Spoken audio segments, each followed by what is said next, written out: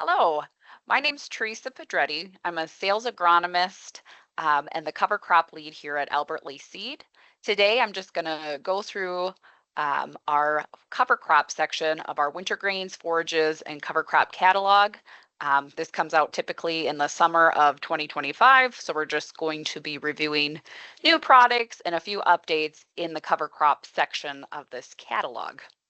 I'm going to flip to the middle of this catalog and we'll dive in. So as you can see, I'm going to start off on page 14.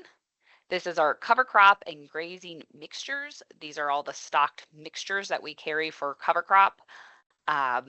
One new feature we added to the catalog this summer was we added this G near the mixtures that are especially suitable for grazing. Now, that's not to say some of these other mixtures can't be grazed, but for example, this Winter Max does not have a G just because the hairy vetch in that mix needs to be managed very carefully for grazing. So we have put the G to indicate best mixes for grazing next to our very best stock mixtures for grazing. We've also added 2 new mixtures to this cover crop mix lineup. They are in the back here. We've got Versa Cover CC14. This was added out of demand actually for a brassica-free mix, especially from our coal crop producers, folks who are growing broccoli, cabbage, different coal crop species on a large scale. They really don't want radish or turnips in the mix. Those cover crop species can bring in different plant diseases. And so this is a brassica-free mix for those growers just looking for something with no brassicas in the mix. So it's a 65% oat, 25% buckwheat, 10% crimson clover mix.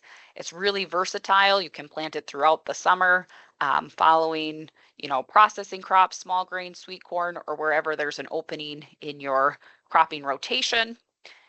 Typically, it's great to plant this between May 15th and September 1st.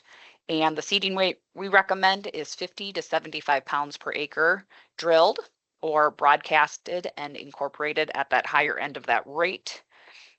Keep in mind too that planting date is specific to southern Minnesota. So if you're a little bit further north, you would maybe be done planting this by mid-August.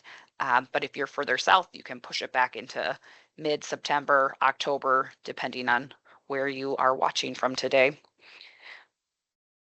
Moving on from VersaCover, we added CC15, our Trip Max mix.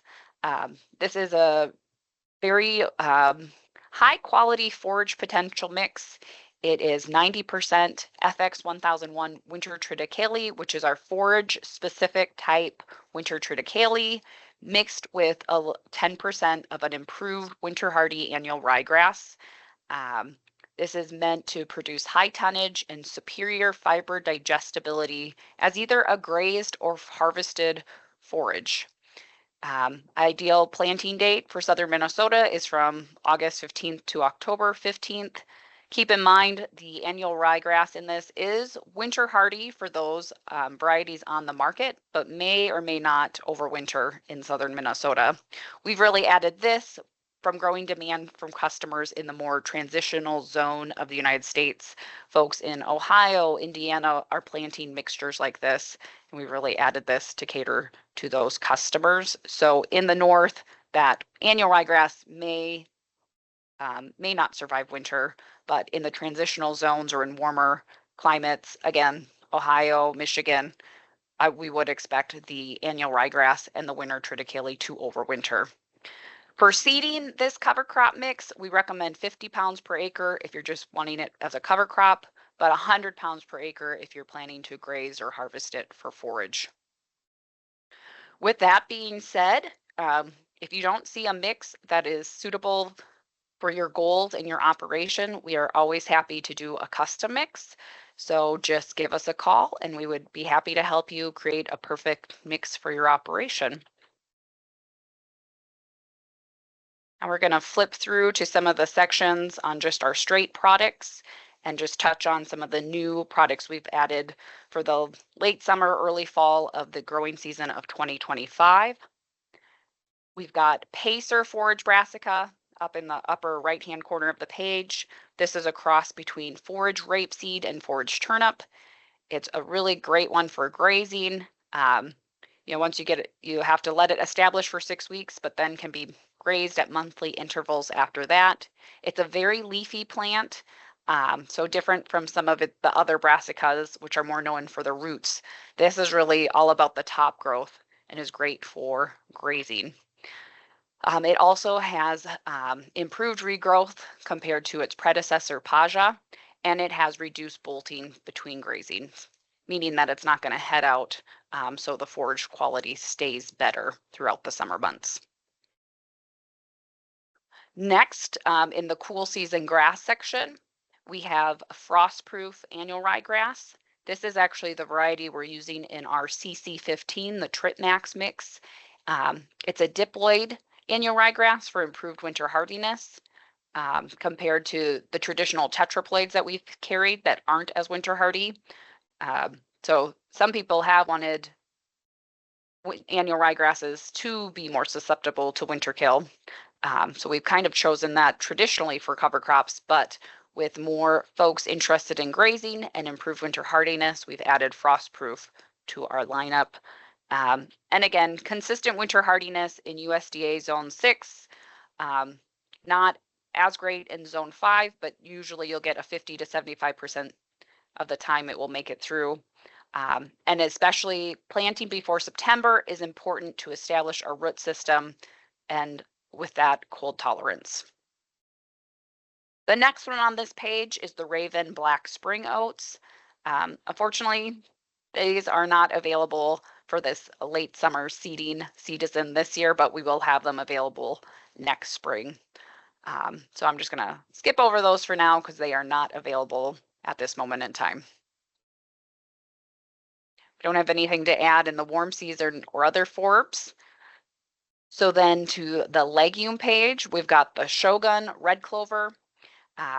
This is an improved medium red clover.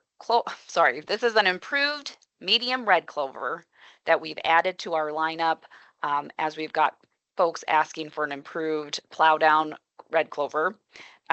This variety itself exhibits earlier spring growth and potentially more biomass early, thus leading to potentially more nitrogen fixed ahead of crops that you'd be plowing the red clover under to be planting after.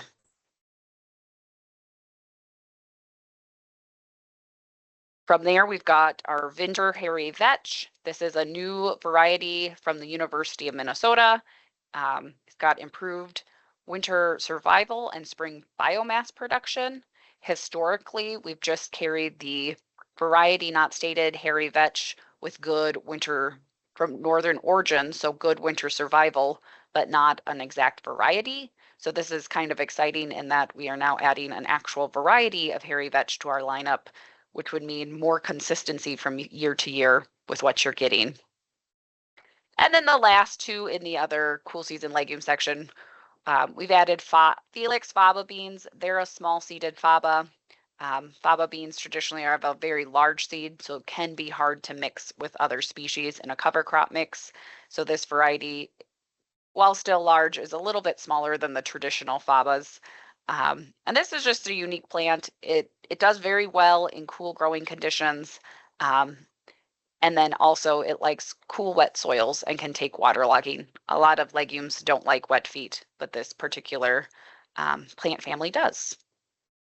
And then last but not least, we have Morton lentils. They just replace our variety not stated lentils that we've carried in the past. They've got really good drought and frost tolerance, more so used to the west in semi-arid regions. Lentils are a little more popular, both for growing as a crop and a cover crop. And that's, I guess, where I'm going to end today. That kind of covers some new product updates. And yeah, thank you for taking the time to watch.